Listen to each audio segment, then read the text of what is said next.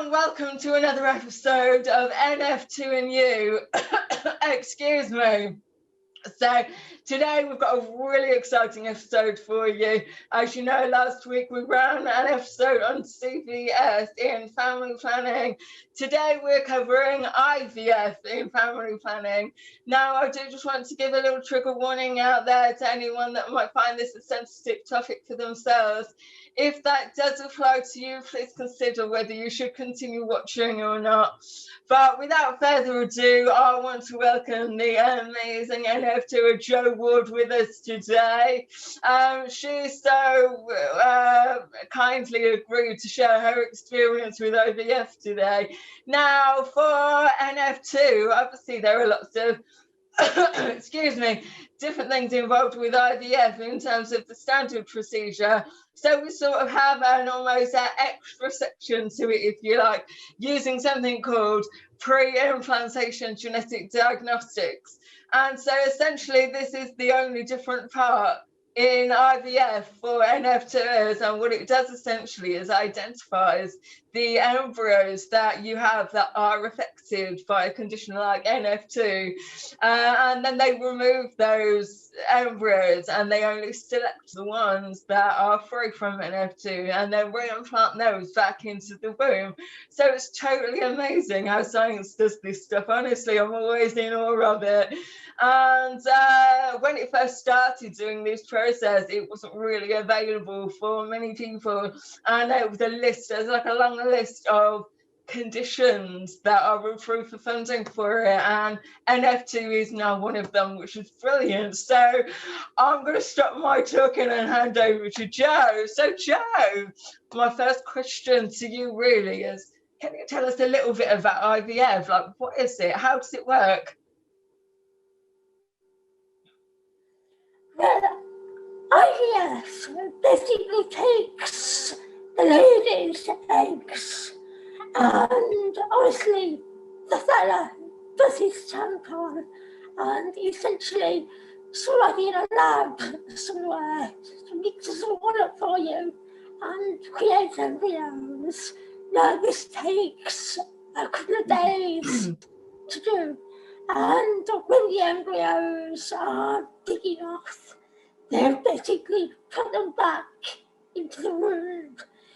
Now, for all of this, you have to have various injections and hormones and stuff put into you so that it creates nice environments for the embryos to hopefully become a baby, but there are no guarantees at all.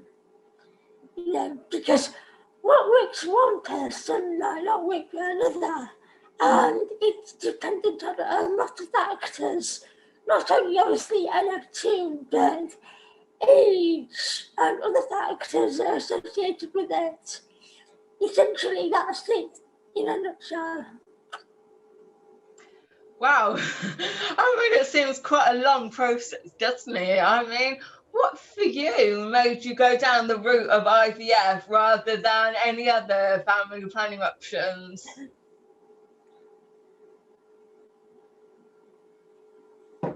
So for yourself, in your experience, you went for IVF. What made you do that? Well, initially we actually didn't go to IVF for NF2. We went to IVF because we couldn't conceive. So obviously age was a really big factor for us. We had one failed cycle of IVF.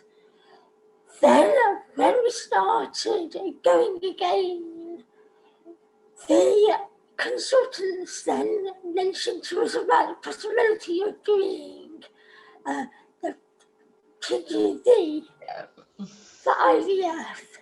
Now, it does kind of make the whole process much longer, because what they have to do is take blood from the female, take blood from the male, and create what they call a probe.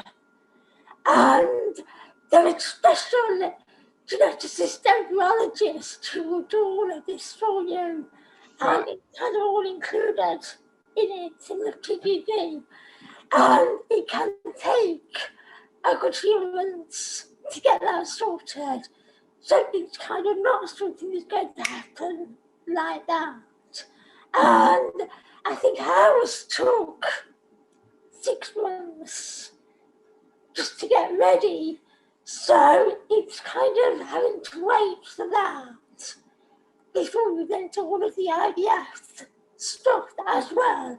And there's obviously a lot of things the geneticist and the embryologist has to consider and sort, because obviously they've got to find the NF2 mutation first. When they combine blood samples to create your probe, they need to know where the NF2 is in the chromosome or the DNA. So that's why it also takes a long time when you get to do TGD as well. Does that make sense? Yeah, definitely. And I think it just really highlights sort of just how complicated the process is for one, and also just how different the outcomes can be, the differences in some of the processes, and also, you know, how everyone's experiences can be so different. It sounds like that's quite a common thing for people to have lots of different experiences. I mean, can you talk me through what your first steps were? I mean, who did you go to? Were you referred outside of the NF2 clinic? I think that it's the waiting around is the hardest. Well, it's not the hardest, but the waiting around and wanting to get on and get started, because it all takes quite a lot of time to sort through and get the probe sorted first. And they won't do it until that is 100% ready. When I did TGD, when I did IVF to start with, this was kind of a very new thing. And if you also think with the embryologists, they're going to be very experienced in this kind of thing. But obviously you've got to find that mutation on the probe so that they can compare it with the embryos. And that's also the thing that takes time. Yeah. And did you have sort of support from the NF2 clinic all the way through, or did you have to see somebody else? No, I probably did it quite backwards actually. I did say to my NF2 clinic at the time that we wanted to go for IVF, because I think that it's important to have their backing on something like this, because I think that we've all also read lots and lots and lots of information about how hormones have an impact on tumours and NF2. So we wanted to be 100% certain that we were going to be okay with that. So that is why I passed everything by my NF2 consultant at the time. And he was kind of fully behind us with that. So I would say that it is better to speak to your clinic, because it is not something that you go into very lightly at all. You've got to be aware of all of the facts. You've got to be aware of the fact that not only are you getting a baby, hopefully at the end of this, that things might change for you along the way. There is that possibility that the children will grow, and you need to find out if that's okay or not. If you can't handle that, then I don't think IVF is the right route, really, because you're going to have a baby at the end of all of this. What happens with you if you get worse? And you've also got a baby to look after as well at the end of it. So you need to know that you can do it, or you've got the support to do it. There's also IVF clinics will give the support as well, and they do have counsellors in the clinics to offer support, which is obviously, again, if you feel the need, talk things over with the counsellor. You know, I know we're talking about IVF, but IVF is not the be-all end-all of the way to have a child if you want a child. There are other ways as well. So you need to be absolutely 100% certain that that is what you want to do and that is how you want to achieve it, really. And it sounds like it's such a sort of not only a physical roller coaster with everything that you go through, but emotional too. So it's great to know that there's support there if you need it. And then just going back to a little bit about the sort of process early on, you know, so I know they do all the sessions at this specialist centre at Guy's in London. And so when you were referred to where you were having your IVF done, what sort of tests did you have to have before they would approve the funding? Because obviously everyone has to go through that step of getting funding. So what tests did you have to do up until that point? Right. Well, I think that there are two different ways you can go. Myself, we went private, so everything was financed by us. But when the TGD was mentioned, the fertility clinic applied for the funding for us.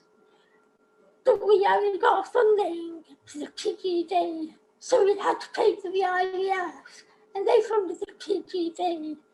You're kind of talking along the lines of probably 3,000 to 5,000 at least. Yeah. The TGD alone, so that is a lot of money to pay out.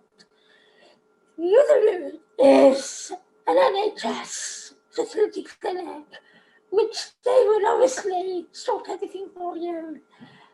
But again, going back to the age thing and how quickly you want things to happen, if you go down the NHS route, obviously the waiting times for these things are a lot longer.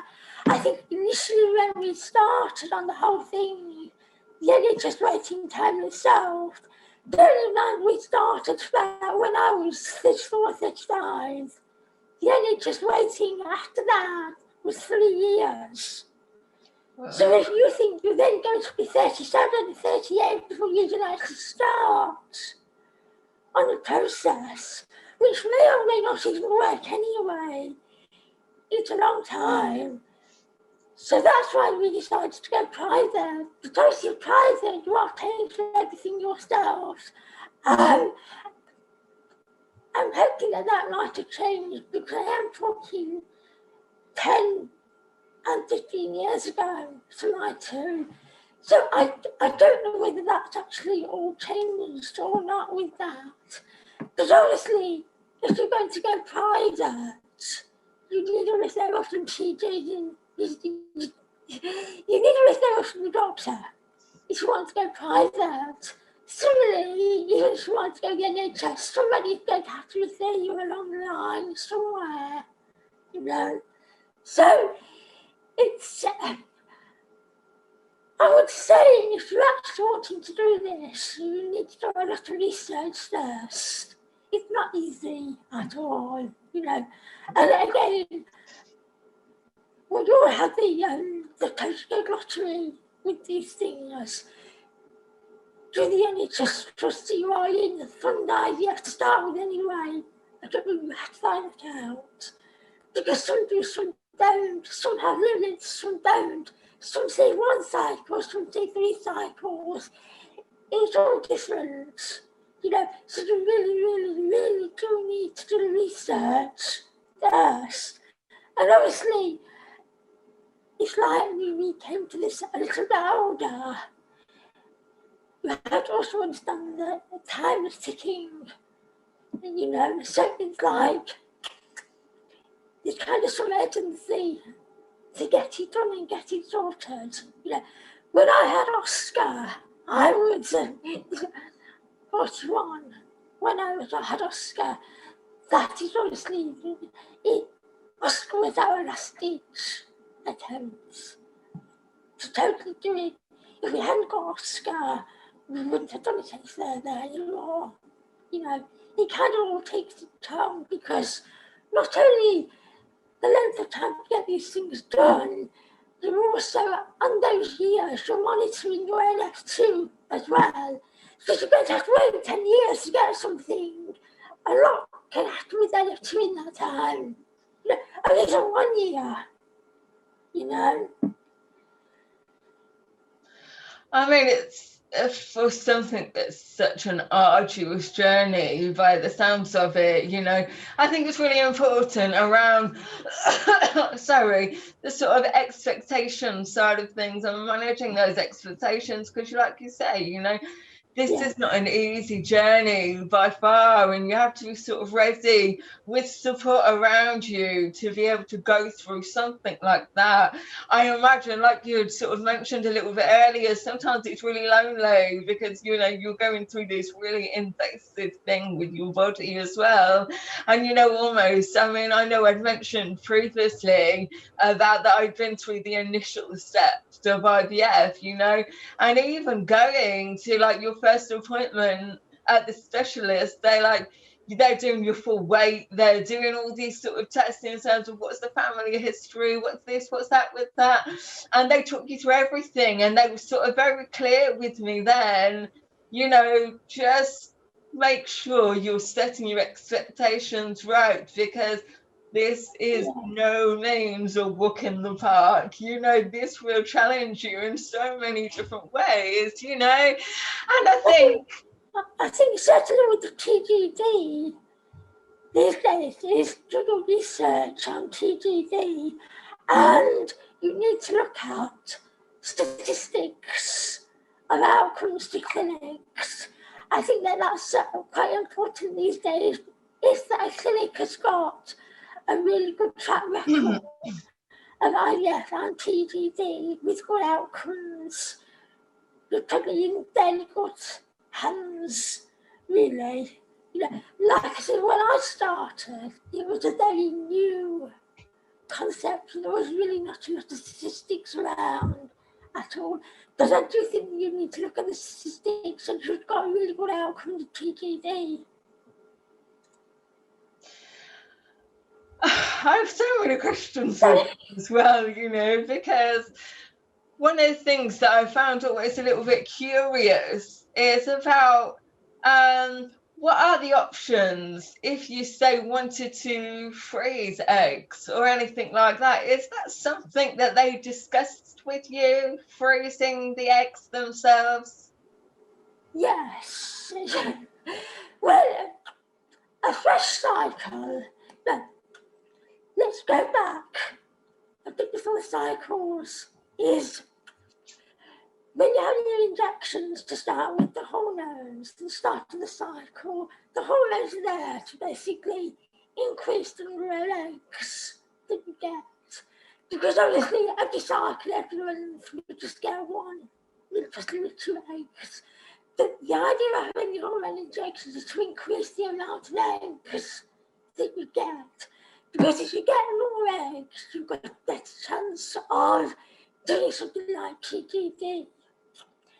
Now, after this cycle, the time got Dylan on, we got 1 egg, which obviously meant that we couldn't do TGD, which was a shock, really, because we'd set everything up. The funding wasn't in place, the prep wasn't in place, everything on 1 egg. So then you have an option at that point is, do you want to continue or not? And we decided to take our look, and the really turned out really well because we had Dylan, and Dylan does not have NF2. So that's our 50-50 chance to start with.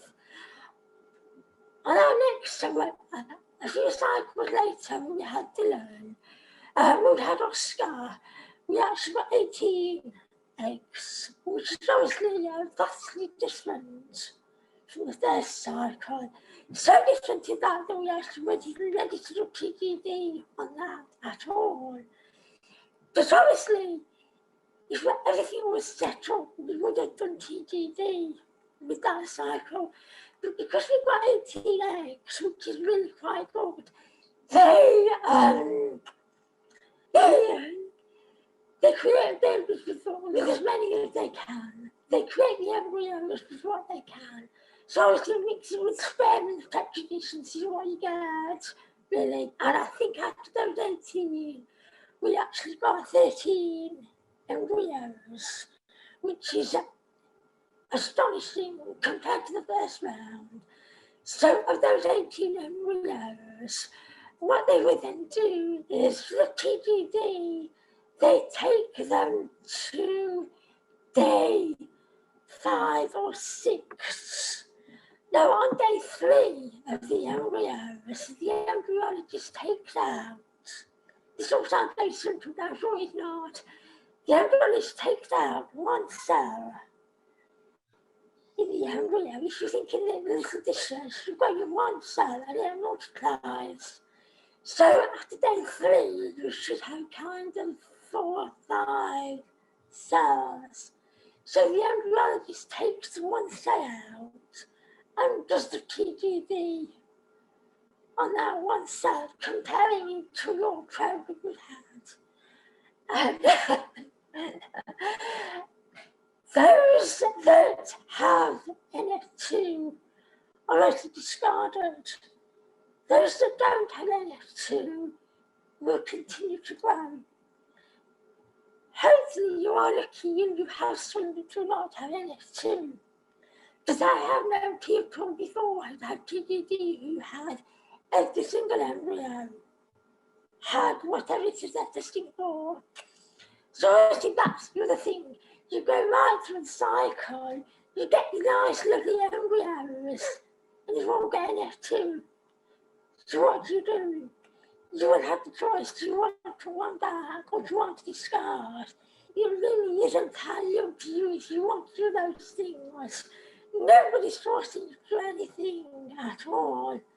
So if you're lucky enough then to have syringes without NF2, you put them back. They would take them today, I think 6, and put them back into them.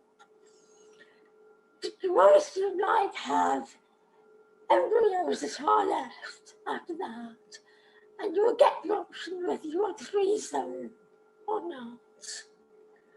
Again, you don't have to, it's entirely up to you. It's your choice all the way along. Like we had the choice with Dylan, whether we wanted to go through it or not. And it is a personal choice. It is, and we kind of got to that point and thought, we are so many years down the line. Is it going to be worth it or not? And for us, we said, okay, we'll take a chance. So we took a chance, and luckily for us, Dylan is NF2 free anyway. So that was just fantastic, you know.